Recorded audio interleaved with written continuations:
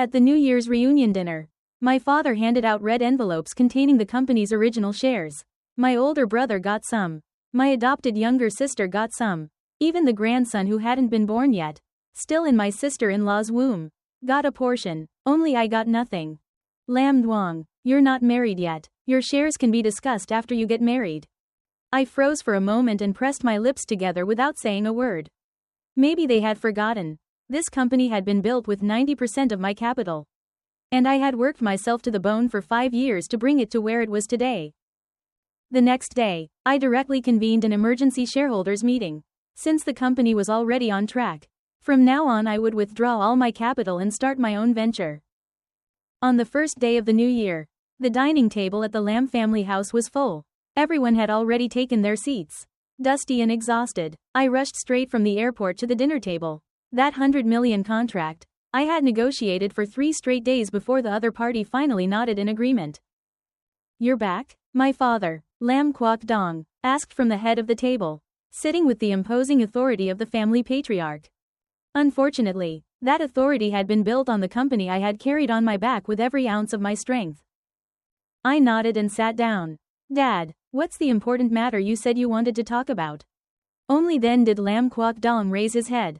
On his usually stern face appeared a rare smile. The company will be listed next month. Since it's the new year, I've called everyone back to distribute the company's original shares. Consider it lucky money for all of you. The moment he finished speaking, the entire living room fell silent.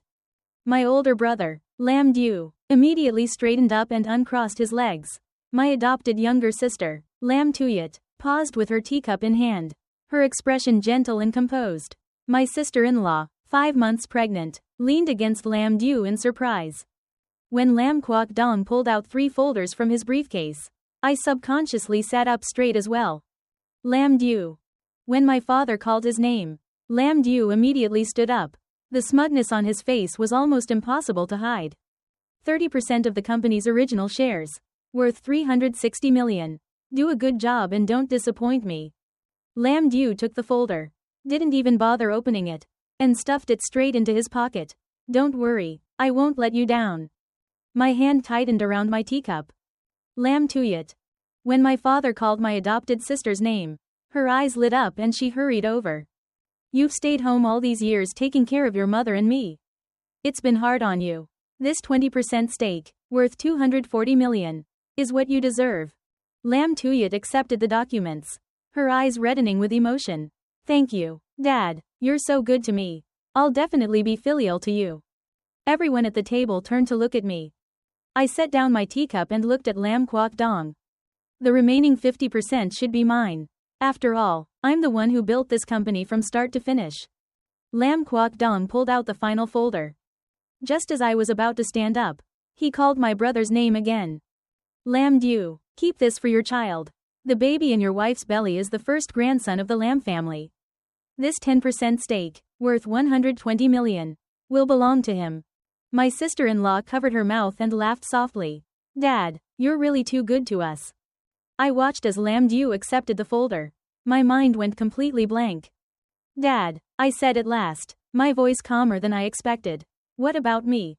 Only then did Lam Kwok Dong look at me, frowning slightly. Lam Duong, you're not the eldest son.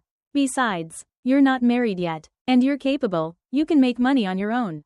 You don't lack these things. Why fight with your siblings over them? Lam Du burst out laughing. Exactly, if we give shares to you, the Lam family's holdings will shrink, won't they? The company is what matters most. I'll give you some lucky money later. Lam Tuyet put on a gentle smile. Second brother is so capable. Of course he doesn't care about worldly things like this. Unlike me, I'm useless. I looked at each of them one by one, lifted my glass, and drank it dry. You're right, I said with a faint sneer. I don't need that little bit. Then I turned and walked out, leaving the entire room stunned. Just as I reached the door, my stepmother hurried after me and grabbed my arm, her voice sharp. Lam Duong, it's the first day of the new year. Who are you showing that face to? Do you have to make everyone unhappy before you're satisfied? I'm the one making people unhappy? I shook off her hand and laughed coldly. If I hadn't sold the tech company I built with my own hands back then, and if I hadn't used every cent of the inheritance my grandfather left me to cover Lam Group's losses, the Lam family would have gone bankrupt long ago. Now my shares are handed to someone else. Did anyone here think about whether I'm happy? Even the adopted daughter gets shares. But I'm treated like an outsider. Fine, if I'm an outsider, then let's follow the rules outsiders use. At 9 o'clock the next morning, in the main conference room of Lâm Group, I convened an emergency shareholders meeting in my capacity as CEO. The conference room was packed. Every shareholder was present. Except for 3 empty seats at the head table, Chairman Lam Kwok Dong, the newly appointed Director Lam Du, and the newly appointed Director Lam Tuyat. They had always been like this.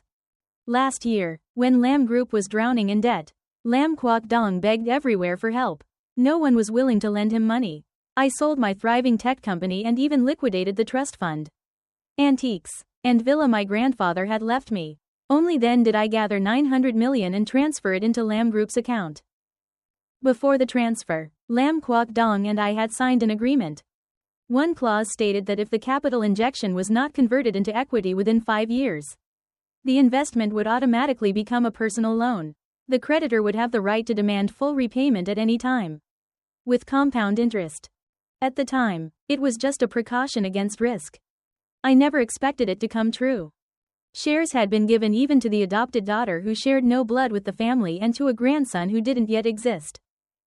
But none had been given to me.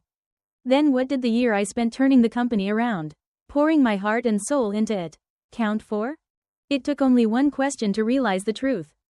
From beginning to end, I had always been an outsider. A deep bitterness surged through my chest. If he insisted I was an outsider, then that money was a debt. And if it was a debt, I had every right to collect it. I opened my laptop and projected a report on the screen. Ladies and gentlemen, the company's cash flow and operations are now stable. Our market valuation has reached its highest point in 5 years.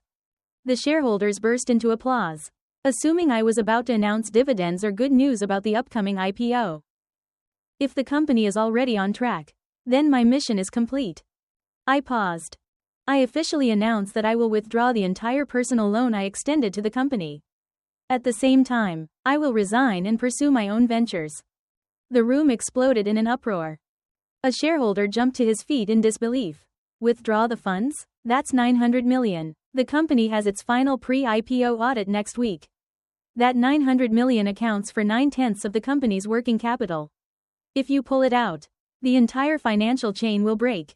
Supplier payments haven't been settled yet. Bank loans are due next month. And the salaries of several thousand employees. If you touch that money, Lâm Group is finished. I nodded. That's correct. I've made my decision. The shareholders immediately began trying to persuade me. Lam Duong, this is your life's work. How can you bear to watch it collapse? We're all in the same boat. If something's wrong, we can discuss it. I shook my head. Due to certain private matters within the Lam family, I'm not at liberty to explain. I looked at them and felt a trace of reluctance. In truth, over the past year they had cooperated well. They were minority shareholders who caused no trouble and supported my decisions. In return, I ensured they received generous dividends at the end of the year. I took a document from my folder and placed it on the table. This is the agreement signed when I injected the capital. You can read it yourselves.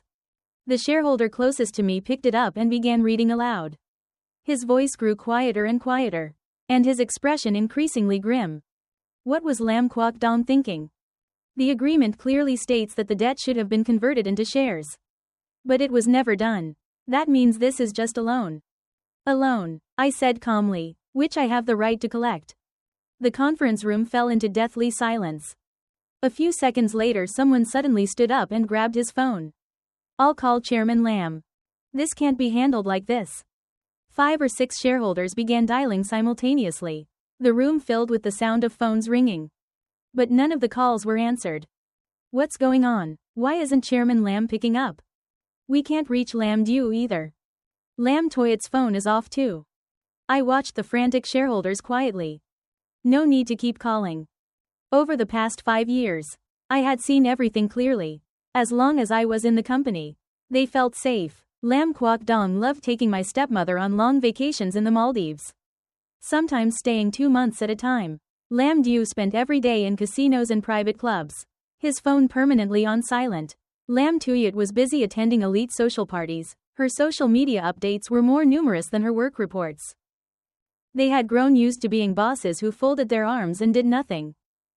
They had grown used to me standing in front of them, blocking every storm. But this time, no one would carry the burden for them anymore. When the finance director pressed enter, 900 million, principal and compounded interest, was transferred into my account. I closed my laptop, nodded to the shareholders whose faces had turned ashen, and said, "We'll meet again if fate allows." Just then, my phone lit up with a voice message notification. It was from Lam Du. Every shareholder in the room looked at me with hope in their eyes. I answered the call. "Lam Duong, transfer 5 million to me," Lam Du said urgently. In the background were the deafening sounds of machines and people shouting. I had bad luck just now. Lost big in one round. If this had happened before, I would have immediately shouted at him to stop, let alone give him money. I had even dragged him straight out of a casino before. But now, I nodded. "Okay. What did you say?" Lam Du sounded like he couldn't believe it. "It's fine, brother," I said lightly. "Is 5 million enough? If not, I'll transfer 10 million. It's the new year. After all, you've worked hard all year, go ahead and enjoy yourself." Lam Du's voice instantly shot up with excitement. I knew my little brother treats me the best. Dad was just scolding me for wasting money. Hurry up and transfer it. I've got to win this round back. I'll arrange it right away. All right, thanks, Lam Duong. When I win, I'll treat you to dinner. The call ended. I turned to the finance director. Old Zhang. Mr. Lam, Old Zhang's voice trembled slightly. He knew that over the past year I had never withdrawn a single cent of dividends. Now that Lam Du had shares, it was technically possible for him to receive an advance dividend. Old Zhang, transfer 10 million to Director Lam Du from the company account. Mr. Lam, Old Zhang blurted out, you just withdrew the principal capital. The account only has about 1 million left. That's for next month's salaries and the bank interest. If we transfer it out, the company's books will be completely empty. Transfer it, I said firmly. Add a note. Director Lam Du urgently requires an advance dividend for personal use.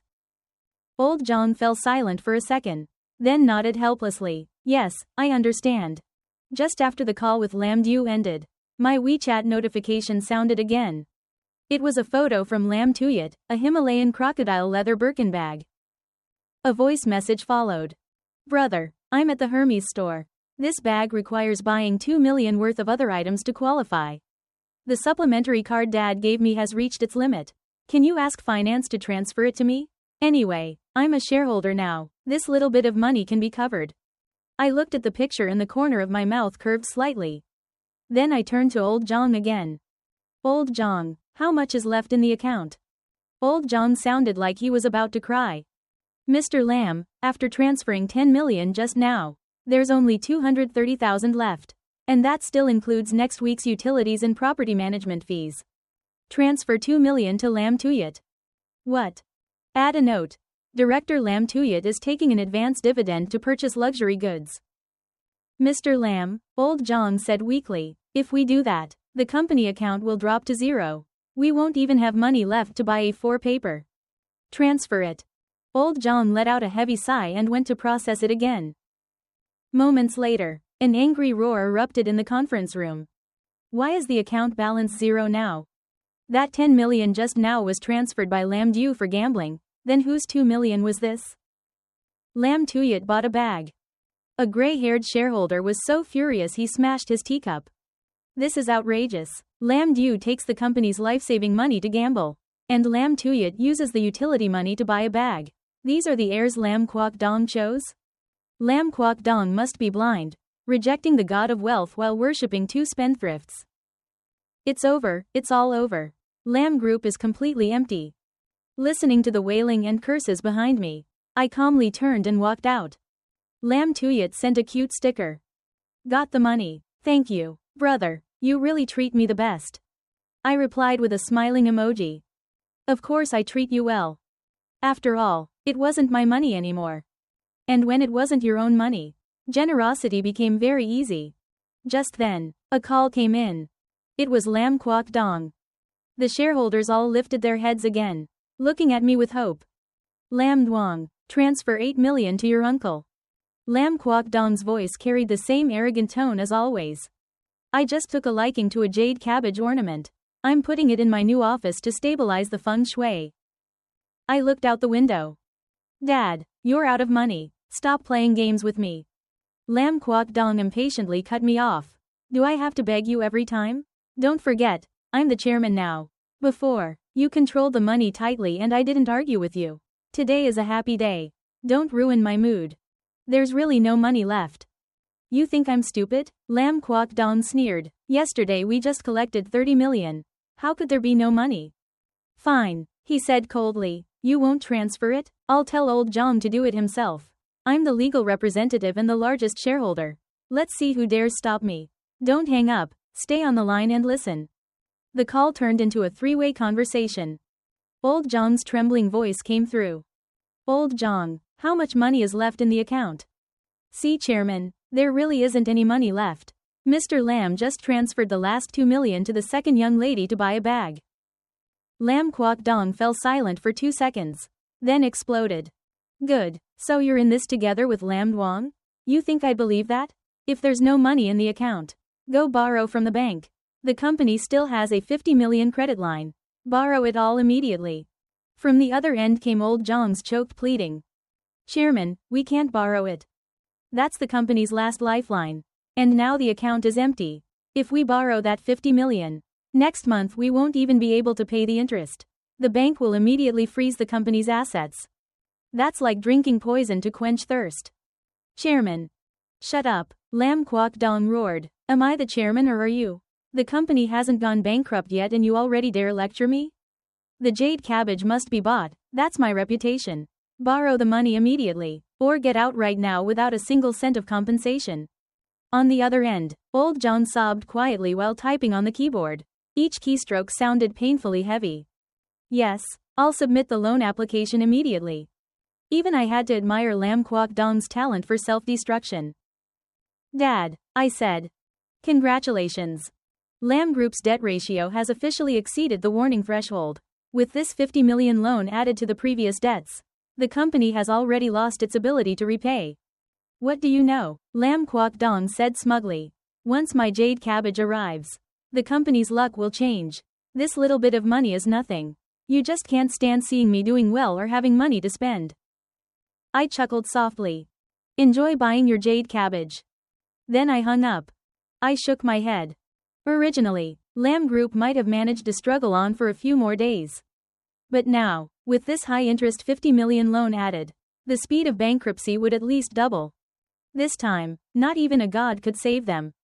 The conference room was still filled with waves of shouting and cursing. I spread my hands toward the shareholders and took the opportunity to slip away. After working non-stop for a year, I hadn't even taken a vacation. I bought a plane ticket immediately and headed straight for the airport. Finally, it was my turn to take a break. After finishing a massage, I lay on a lounge chair in a seaside villa on the island and leisurely turned on my phone. The moment the screen lit up, it was instantly flooded with missed call notifications. 99 plus. All from Lam Kwok Dong, Lam Du, Lam Tuyat, and a string of shareholders from Lam Group. I opened the company's internal chat group. It was already in complete chaos. Emergency notice from finance. The account balance is insufficient. This month's supplier payments cannot be made on time. Human resources. Next week's salary payments may face problems. All departments should prepare to stabilize employees. The bank just called. Our credit line has been frozen. The loan due next month must be repaid in advance. Otherwise, legal procedures will begin. What's going on? Didn't the account still have money yesterday? Where is Mr. Lam? Where did Mr. Lam go? Mr. Lam left earlier. Contact Chairman Lam. Where is Chairman Lam? Why isn't he answering his phone? Right then, Chairman Lam called me. As soon as I answered, an ear-splitting roar came through the phone, accompanied by a loud bang of someone slamming a table. Lam Duong, where's the money? Why are there only 30,000 left in the account, and why is there suddenly another high-interest loan? Where did the 900 million in working capital go? Are you trying to rebel? I held the phone slightly away from my ear, poured myself a glass of water, and took a leisurely sip. Dad, don't rush. How can I not rush? He shouted. Old John said the money was transferred out. Was that you? That's embezzlement. I'll call the police and have you arrested. You really should ask old John. I said calmly. Ask him where the 900 million went. And where the remaining 1 million went. What are you talking about? The 900 million was the loan I withdrew. We signed an agreement last year, you should remember. 10 million was taken by my older brother to gamble. 2 million was taken by Lam Tuyat to buy a bag. My voice remained calm. Dad, didn't you want to buy a jade cabbage yesterday? The remaining 30,000, plus the 50 million loan you demanded, should be enough. On the other end of the phone, heavy breathing suddenly erupted. Then chaos. Chairman, what's wrong? Call an ambulance.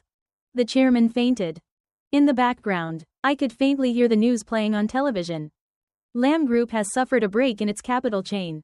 Huge unpaid supplier bills, along with utility and management fees, have forced the suspension of its listing plan. I hung up and shook my head. The old man's health is still too weak.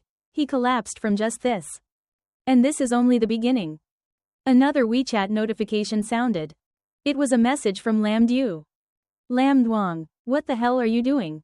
Have you gone crazy? You're embezzling company funds. I looked at the message and slowly typed my reply.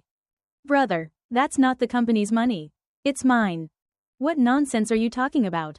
That's Lâm Group's working capital. It's the money I lent to Lâm Group. I added a smiling emoji. The agreement states it clearly. The creditor has the right to reclaim it at any time. Lam Du was silent for a few seconds, then sent a voice message. Lam Duong, don't push your luck. Transfer the money back immediately. Do you even know what's happening to the company right now? Suppliers are blocking the company gate, and the bank is demanding repayment of the loans. Are you trying to destroy the Lam family? I listened to the message and replied calmly. Brother, yesterday you took 10 million to gamble. There was silence on Lam Du's side for a moment. Apparently, he had lost. Which meant he had thrown away the company's last life-saving money. I thought there was still money in the account. But now there wasn't. I typed slowly. You're the new director. If something happens to the company, you're the one responsible. After that, he didn't reply for a long time. Soon, Lam Toyat's WeChat message popped up. Her tone was completely different from Lam Du's, every word filled with fear. Brother, where are you? Dad has been hospitalized. Big brother is running everywhere trying to borrow money. What happened to the company? I'm so scared. I replied with a single sentence. Didn't you just take 2 million to buy a bag? But that was because Dad gave me shares. I thought the company was fine. Second brother, please come back. Only you can solve this now. I looked at the words on the screen and typed my final reply. Aren't I an outsider? How would an outsider solve the Lam family's problems? But you're a shareholder, you can help. Even though Lam Quoc Dong had been hospitalized, his mind still worked quickly. Using his connections, he tracked down my flight information and ordered Lam Du to take a private plane overnight to the island where I was staying. That afternoon, just as I finished a massage and walked back into the hotel lobby, Lam Du rushed in with several men. He pointed straight at me and shouted at the people behind him. Grab him, take him back, snatch his phone. They were the Lam family's private bodyguards. Unfortunately for them, as someone now holding 900 million in cash, I had also hired the highest level security team, former Special Forces soldiers. Lam Du rushed toward me. But before his hand even touched my sleeve, my bodyguard Tran Luong twisted his arm, flipped him over, and pinned him face down onto the marble floor. Let me go, I'm the director of Lâm Group. With his face pressed against the ground, Lam Du struggled and screamed. I walked up to him and looked down. You ungrateful bastard, that's my father's money. It's the company's money. Transfer it back now. Hotel guests nearby turned to look. I gestured to Tran Luong. Loosen your grip a bit. Don't cripple him. Brother, I said calmly, you now hold 30% of the company shares.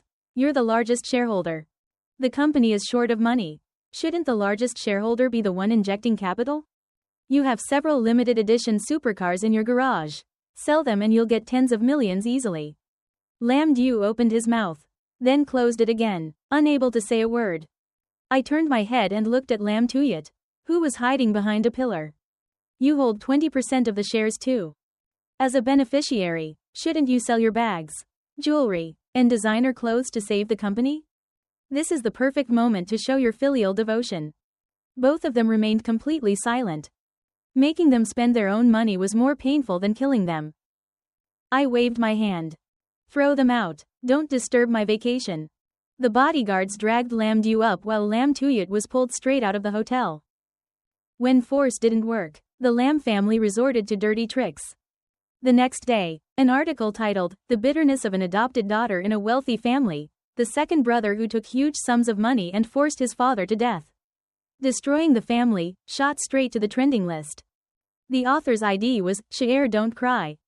In the article, I became a bloodsucker, someone raised by the Lam family since childhood, who now abandoned them with the money when they were in trouble. Attached were photos of me relaxing at the island hotel, plus several edited pictures hinting at a chaotic private life and dirty money. The comment section exploded. White-eyed wolf. This guy deserves to die. Find him and expose everything. He can't be allowed to escape. Someone even posted the address of my private apartment. Soon after, Lam Kwok Dong accepted a video interview with the media. In the camera, he wore a hospital gown. His hair was white, an oxygen tube under his nose. He looked as if he could stop breathing at any moment. A tragedy in the family, he said while wiping tears in front of the camera. I raised him like my own son. Yet I ended up raising a white-eyed wolf. As long as he turns back and returns the money, I will still accept him as my son. That pitiful performance ignited public opinion completely. I looked at my phone screen and sneered. If you want to play big, I'll play to the end. I checked out of the hotel and booked the earliest flight back home. The moment I landed, I didn't go home. Instead, I headed straight to a 5-star hotel conference hall that I had booked long ago. Dozens of journalists were already waiting there with cameras set up, their lenses pointed forward like guns. I pushed open the door. Flashlights exploded everywhere. I stood on the stage, and the giant screen behind me lit up. Slide 1. A bank transfer receipt. 5 years ago. Amount: 900 million. Sender: me. Recipient: Lam Group. The sound of camera shutters filled the room like rain. I clicked the remote. Slide 2. My salary record for 5 years. Every month's actual salary, 0.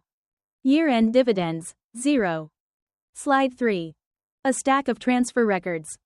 Recipients: gambling intermediaries in Macau and Las Vegas.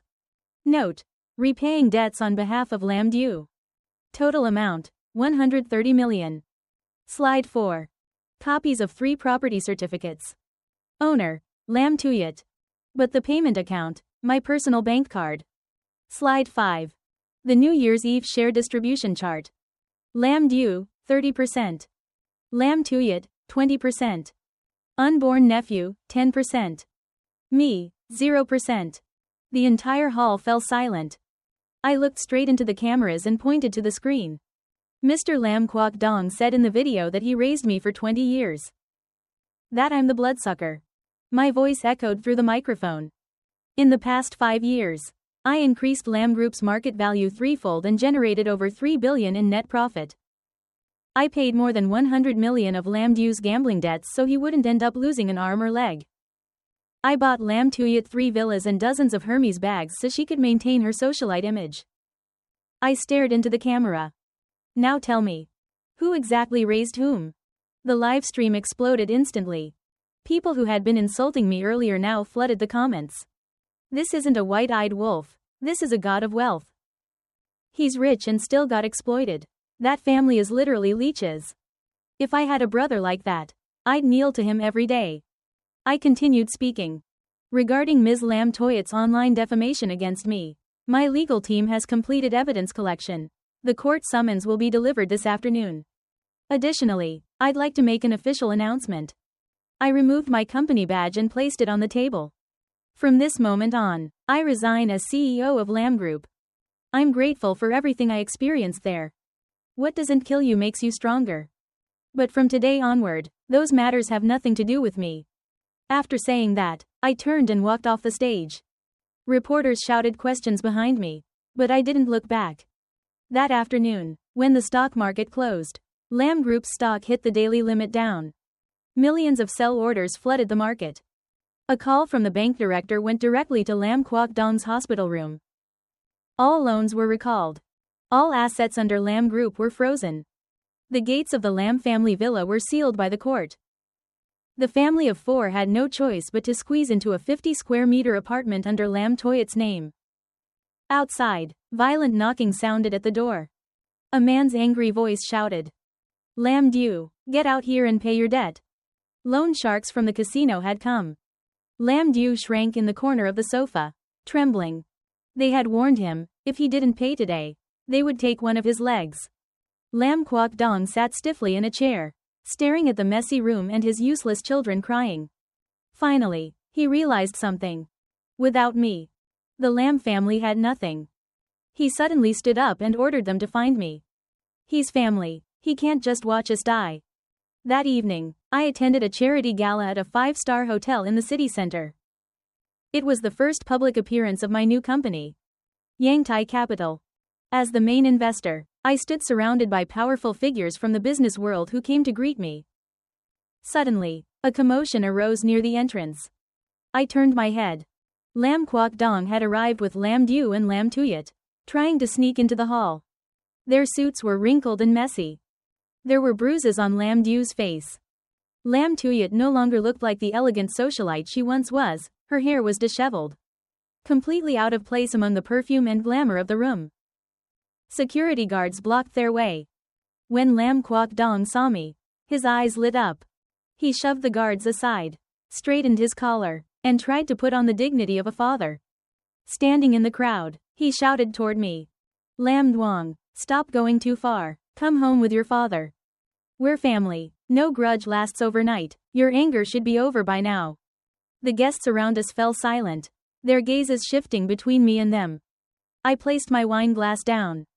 Then I beckoned the head of security over. "These people, I don't know them. How did anyone let them in?" Lam Kwok Dong choked on his words and couldn't say anything more for a long moment. The head of security immediately stepped forward to drive them away. "Please leave, don't disturb our distinguished guests." Through the glass doors, several black vans were parked outside the hotel. A few heavily tattooed, muscular men were staring straight toward the entrance. The moment Lam Du saw them, his legs went weak with fear. If he was thrown outside, he would be crippled before the night was over. To avoid the loan sharks waiting outside, he shoved past the security guards without hesitation, rushed forward a few steps, and with a loud thud dropped to his knees in front of me. Lam Du no longer cared about dignity. In front of the entire upper-class crowd, he began kowtowing frantically.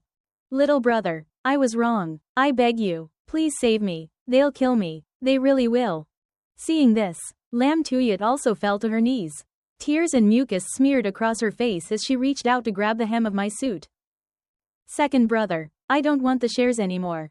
Take them all, just transfer the money back. Okay? We really can't survive like this." I looked down at them. Just a few days ago, they had sat at the dinner table dividing my money, laughing and mocking me, calling me an outsider.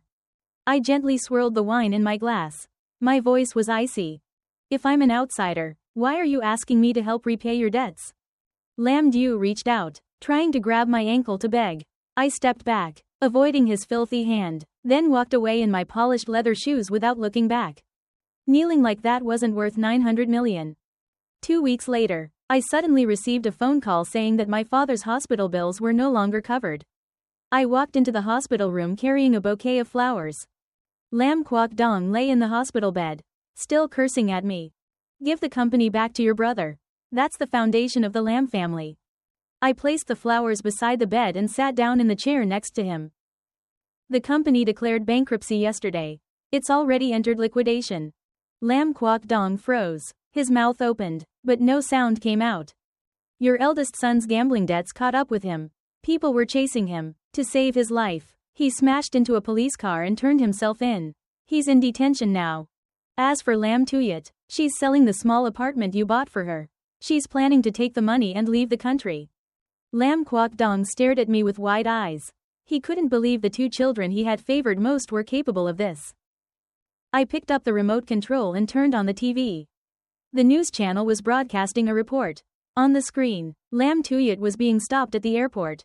In the footage, police officers restrained her, silver handcuffs on her wrists. Her makeup smeared. The charge was tax fraud. The documents had been submitted by me not long ago. I picked up an apple and began peeling it. Look, Dad, the heir you chose is already inside. The precious little daughter you loved most is inside too. I cut a slice of the peeled apple and ate it myself. Only I, the outsider, am still standing here. Lam Kwok Dong trembled violently with rage. He pointed at me, his fingers shaking uncontrollably in the air. You planned all this. I swallowed the apple and looked at him. I didn't plan anything, you were just too greedy. Countless nights working overtime, I once believed, naively and sincerely, that if I carried the company on my shoulders, I could earn this family's recognition. But I was wrong. Trying to please people endlessly will never buy their recognition or their love. The moment I finished speaking, Lam Kwok Dong suddenly rolled his eyes back.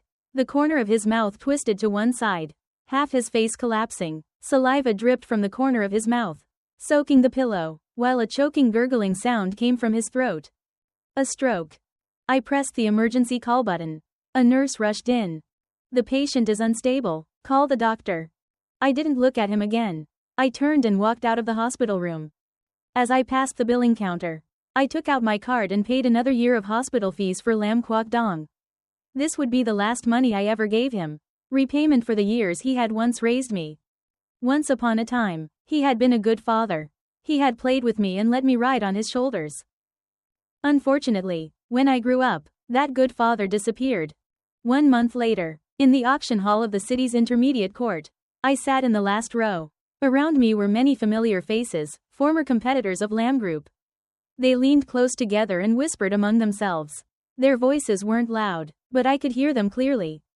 If that old man Lam Kwok Dong knew his company was being carved up and sold like this, he'd probably crawl out of his grave from anger. I heard the core business stopped operating a long time ago. Anyone who buys it will just end up with scrap metal. Just watch the show. Whoever takes it home is the fool. I lowered my eyes to the auction paddle in my hand. Number 88. The auctioneer stepped onto the stage and struck the gavel once.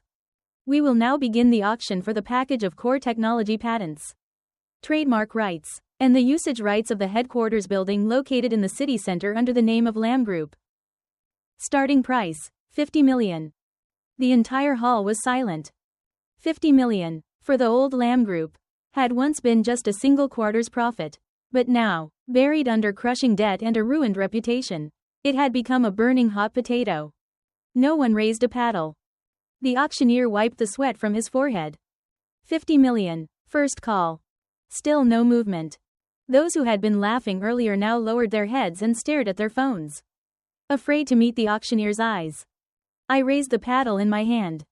Number 88, 50 million. The auctioneer's eyes lit up. Number 88 bids 50 million. Any higher bids? Someone in the front row turned around, recognized me, and froze. The murmurs immediately grew louder. Isn't that Lam Duong? He ruined his own family's company and now he's here to buy it. This guy is ruthless. My face remained expressionless. I didn't even bother glancing at them. 50 million, second call. 50 million, third call. The gavel slammed down. Sold. I stood up and straightened my suit jacket. The legal team from Duong Thai Capital immediately followed me backstage to handle the transfer procedures. But that was only the first step. Earlier, when I withdrew my capital, it was to drain all the blood out of Lam Group so that the parasites clinging to it would fall away. Now I was buying back a clean skeleton at the lowest possible price. That was the real strategy. As I walked out of the courthouse, a group of reporters rushed forward and surrounded me.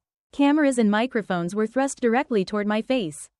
Mr. Lam, we heard that just now you purchased the core assets of Lam Group through Duong Thai Capital. That was your father's life's work. You personally pushed it into bankruptcy. And now you're buying it back at a low price. Isn't that too heartless? Some people say this is commercial fraud. How do you respond? My bodyguards moved to push them away, but I raised my hand to stop them. I looked directly at the reporter who had asked the most aggressive question. First, Lam Group's bankruptcy was caused by poor management and a broken capital chain. It has nothing to do with me. Second, I am the person in charge of Duong Thai Capital. What I care about is the commercial value of the remaining assets of Lâm Group. The reporters kept pressing. But that's your father's company. Aren't you afraid people will say you're being unfilial? I laughed. Business is business. Looking straight into the camera, I spoke slowly, each word crisp and clear. The Lâm Group now carries the Lam of Lam Duong, not the Lam of Lam Quoc Dong. After saying that, I turned and got into the car. The door shut, cutting off all the noise outside. A surge of satisfaction rose in my chest. 2 years later, the nursing home called. The caregiver said Lam Quoc Dong probably wouldn't make it and had been mumbling my name, asking to see me one last time. I stayed silent for a few seconds, then asked them to send me the address. In the nursing home, Lam Quoc Dong lay on the bed, thin as bones, his eye sockets deeply sunken, tubes running all over his body. When he saw me walk in, his eyes lit up slightly, and a hoarse rattling sound came from his throat. He struggled to raise his hand. Between his fingers was a folded piece of paper. The caregiver helped take it out and handed it to me. I opened it and saw that it was an IOU. The paper already yellowed with age. The date on it was from 30 years ago. The borrower was Lam Quoc Dong, and the lender was my grandfather. It was the startup money he had begged from my grandfather after failing in business. Kneeling in front of him to ask for it. It was also the proof he had always regarded as a lifelong humiliation. Lam Quoc Dong suddenly tore off his oxygen mask and gasped for breath, his voice wheezing like a broken bellows. Lam Duong, I was wrong. I was biased. You are the one with the brightest future in the Lam family. He tried to reach out and grab my hand. I stepped back half a step, avoiding him, and turned my face away. So the confusion and resentment that had bound me throughout my entire youth came down to the fact that my father had once borrowed money from my grandfather. Because of his own pride, he had treated me coldly for 20 years. And I, wanting to be acknowledged by him, studied, started businesses, and carried the company on my shoulders day and night without rest. Fortunately, I had finally walked out of that cage. Hearing these words now was 20 years too late. I placed the IOU back on the bedside table and didn't take it with me. What he loved was not me, nor Lam Du, nor Lam Tuyet, but only his own fragile pride. Lam Quoc Dong's hand froze in the air, tears sliding from the corner of his eyes down to his ears. I looked down at him calmly and said, "Rest easy. Lam Du is working a sewing machine in a workshop. Lam Tuyet was sentenced to 5 years for tax fraud. As for the Lam family," I pulled the blanket up for him. "From now on, it only belongs to me." Lam Quoc Dong's eyes widened. His lips moved several times as if he wanted to say something.